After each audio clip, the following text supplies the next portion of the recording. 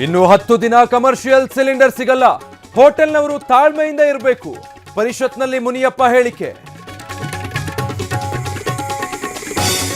ಹೋಟೆಲ್ಗೂ ಇಲ್ಲ, ಕಾಲೇಜ್ ಹಾಸ್ಟೆಲ್ಗೂ ಇಲ್ಲ. ದೇಶಾದ್ಯಂತ ಮುಂದುವರಿದ ಗ್ಯಾಸ್ ಅಭಾವ, ಆತಂಕ ಪಡಬೇಡಿ ಅಂತೂ ಕೇಂದ್ರ.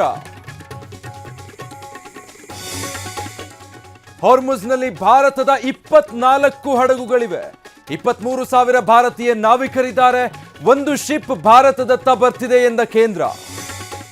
ಅಮೆರಿಕ ಮುಂದೆ ಇರಾನ್ ಶೀಘ್ರವೇ ಶರಣಾಗುತ್ತೆ. G7 ರಾಷ್ಟ್ರಗಳಿಗೆ ತಿಳಿಸಿದ ಡೊನಾಲ್ಡ್ ಟ್ರಂಪ್. ಇರಾನ್ನ ಸೇನೆ ಸಂಪೂರ್ಣ ನಾಶ ಎಂದು ಪೋಸ್ಟ್. ಅಕ್ರಮ ಗೋಸಾಗಾಟದ ದೂರು, ಎತ್ತುಗಳು ಖಾಕಿ ವಶಕ್ಕೆ.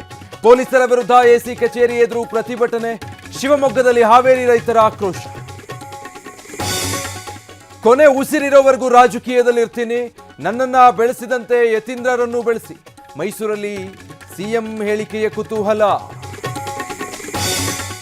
ರೌಡಿ ಶೀಟರ್ ಬಿಕ್ಲು ಶಿವ ಕೊಲೆ ಪ್ರಕರಣ, ಪೊಲೀಸರಿಂದ ಚಾರ್ಜ್ ಶೀಟ್ ವಿಳಂಬ ಹಿನ್ನೆಲೆ.